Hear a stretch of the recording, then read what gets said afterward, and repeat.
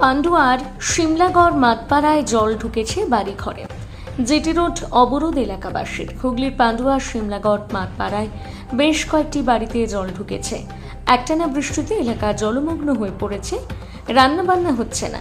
পানীয় জলের সমস্যা দেখা দিয়েছে। নিকাশি না থাকায় জল বেরোতে পারছে না। বাসিন্দাদের অভিযোগ, পঞ্চায়েত প্রধানকে জানিয়েও কাজ হয়নি। তাই তারা আজ শিমলাগড় বাজারে জিটি রোড অবরোধ করেন। শিমলাগড় ভিটিসিন গ্রাম পঞ্চায়েতের উপপ্রধান হাবিবুল রহমান বলেন, এলাকার প্রধান সমস্যা হলো নিকাশি। গত বছরে জল জমেছিল, তখন পাম্প বসিয়ে জল পাশের পুকুরে ফেলা হয়েছিল। ওই পুকুরের পাড়ে যারা থাকেন তারা বারণ করছেন। বাসিন্দারা প্রধানকে জানিয়েছেন, যা সিদ্ধান্ত নেওয়ার প্রধান নেবেন।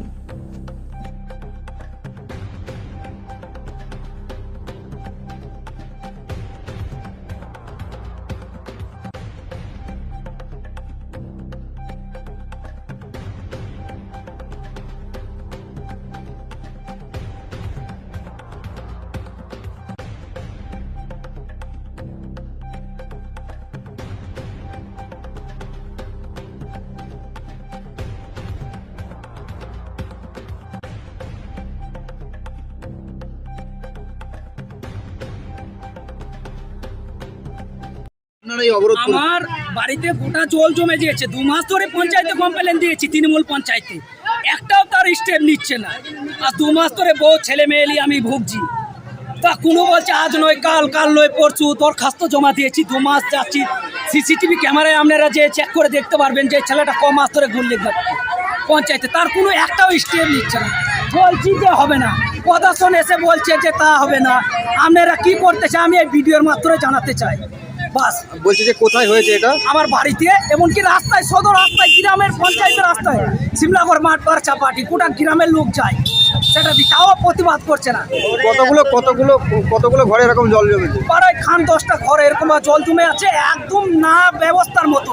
আপনি যে একদম দেখুন, মিডিয়ার লোক গিয়ে দেখুন, ও সেই জামাইকে জিজ্ঞাসা করুন, বলবো। আপনার নাম কি? আমার নাম শেখ আলেক। শেখ আলেক, কি হয়েছে দিদি বলুন তো? ওই তো কালকে রাতে 10টার দিকে পানিটা এলো, দিয়ে আর আটকাতে পারলাম না, ঘরে দিয়ে ঢুকে গেল, দিয়ে ছেড়ে ফেলে দিয়ে ভাত ফাত তো কিছু খেতে পাইনি।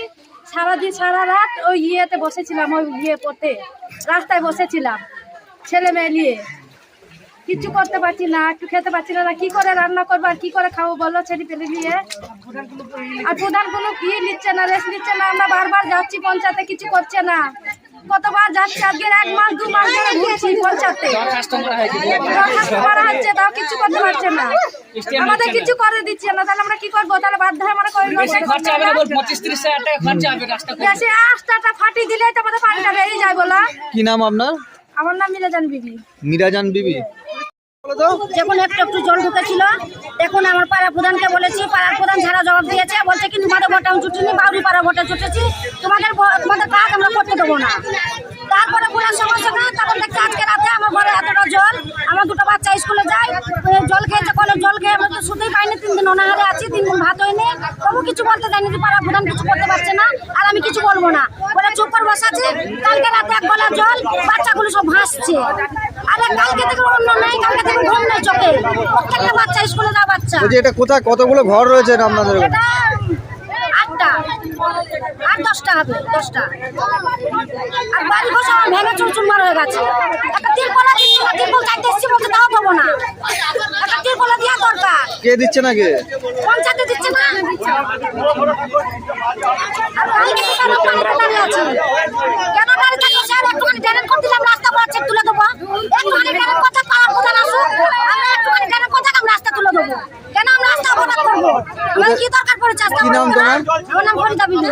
পঞ্চা বিবি? ফরিদা বিবি। আচ্ছা, অবরোধ করেছিলেন কি কারণে? অবরোধ এই যে জল নিকাশির রাস্তাটা করে দিতে বলছি, পঞ্চায়েত থেকে বারবার দরখাস্ত মারা হচ্ছে আমাদের, উনি কোনো কথাই শুনছে না। বারবার যাচ্ছি, বারবার আমাদেরকে এরকম ভাড়াতে মারছে। লাস্টে 2 মাস ধরে কিছুই করা হচ্ছে না। এর মধ্যে ঘর বাড়ি সব করে যাচ্ছে, বাচ্চারা খেতে পারছে না, জল খেয়ে বিমারি হয়ে যাচ্ছে, সব ঘরে জল ঢুকে গেছে। তো বারবার পঞ্চায়েতে যাচ্ছি, কোনো স্টেপ নিচ্ছে না। তো রাস্তাটা আমাদের করে দিলে জলটা, ভাষা জলটা বেরিয়ে যায়। এটা কি কারণে এই জলটা জমছে, কি কারণে? জল চারিদিকে জল, গ্রামের জল, রাস্তার জল সব ঢুকিয়ে দিচ্ছে, বাজার থেকে নিয়ে এসে দিয়ে পুরো এরকম পুরো সময় হয় না, এখন কি করেছে ওরাই জানে, সব জল এখানে পুকুরে ফেলছে নিয়ে এসে। না কি কারণে এই জলটা এখানে এখানে মানে সব জায়গার জল এক জায়গায় জড়ো হচ্ছে না? হ্যাঁ, সব জায়গায় চারিদিকে জল নিয়ে এসে এখানে ফেলে দিচ্ছে পুকুরটায়, হ্যাঁ চারিদিকে ড্রেনের জল নিয়ে এসে এখানে ফেলে আমাদেরকে ডুবিয়ে মারছে, বলছে পঞ্চায়েত কোনো তেল নিচ্ছে না। বলছি কতগুলো বাড়ি এরকম জলমগ্ন হয়ে রয়েছে? 10-15টা বাড়ি হয়েছে এরকম, 10-15টা বাড়ি এরকম হয়েছে, পাড়ার উপরে জল ঢুকে আছে। জল তাহলে তাহলে এই যে জল হচ্ছে এতে আপনারা থাকবেন কি করে তাহলে? থাকবো কোথায়? রাস্তায় এখন যেতে, রাস্তায় থাকতে বাচ্চা কাছে নিয়ে, রাস্তায় বাচ্চা কাছে নিয়ে আমাদেরকে এখন বসে থাকতে হবে, কিছু করার নেই। পঞ্চায়েতকে বলছে, পঞ্চায়েত খুললে কি করবে দেখি। এখন আপনার নাম কি? শেখ হীরা আমার নাম। শেখ হীরা। হ্যাঁ, শেখ হীরা। জলমগ্ন এরা অবরোধ করেছিল, কি বিষয়টা যদি একটু বলেন? হ্যাঁ, এখানে রাস্তাটায় জল জমে যায়, দুপাশে সব বাড়ি, কাঁচা বাড়িও কিছু আছে, ওদের ভীষণ অসুবিধা হয়, মানুষের যাতায়াতেরও অসুবিধা হয়। সেটা আগের বছর হয়েছিল, তা কিছুটা জল মানে মেশিন দিয়ে কমানো হয়েছিল।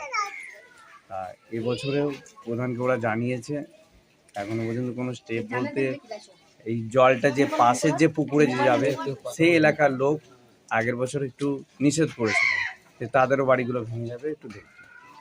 সেই হিসাবে এই পর্যন্ত এখন। কিন্তু এখানে দেখলাম যে অনেকটা করে এই এই সমস্যাটা কি কারণে, সমস্যাটা এই জলের জল জমে যাওয়ার সমস্যাটা কেন? সমস্যাটা হচ্ছে এই জলটা এই পুকুরটা তো স্টোর হয়ে যায়, এখানে মানে নিকাশিটা কোথাও নেই, এই জন্য এখানে। আর বলছি কতগুলো বাড়ি এখনো পর্যন্ত জলমগ্ন অবস্থায় রয়েছে? এখনো পর্যন্ত বাড়ি জলমগ্ন আমার যতদিন ধারণা হয় 5-6টা 7টা এরকম বাড়ির সামনে জল উঠে। আর কি ব্যবস্থা নিচ্ছেন এই যে এনারা যে জলের মধ্যে রয়েছে, কি ব্যবস্থা নিচ্ছেন? ব্যবস্থা দেখুন, এনারা তো আগে একটা অ্যাপ্লিকেশন করেছিলাম নিশ্চয়ই পঞ্চায়েতে, যেহেতু আমার এলাকা আমি তো জানি। এবার যে কিছু বিষয় হবে প্রধানই নেবেন, এবার ওখান থেকে ডিসিশন যেটা আসবে সেটাই। এখনো পর্যন্ত কিছু ব্যবস্থা গ্রহণ করছেন নাকি যে জল বার করার জন্য? মানে এইখান থেকে যে জলটা বার করার সেই পরিকল্পনা, সেই যে কোথায় যাবে সেটা কিন্তু কেউ বলতে পারছে না। কেননা আমার তো পাশের বাড়ি যে পুকুরটা আছে সেই পুকুরটা এলাকার লোকগুলো আগের বছরই আমাকে বারণ করে দিয়েছিল যেন জল ফেলবে না, যাতে আমরা ডুবে যাবো। ঠিক আছে, আমরা ডুববো, আমরা কি মরবো নাকি? বলছি কি নাম একটু যদি বলেন, কি নাম যদি একটু বলেন? হাবিবুর রহমান। হাবিবুর রহমান, উপপ্রধান।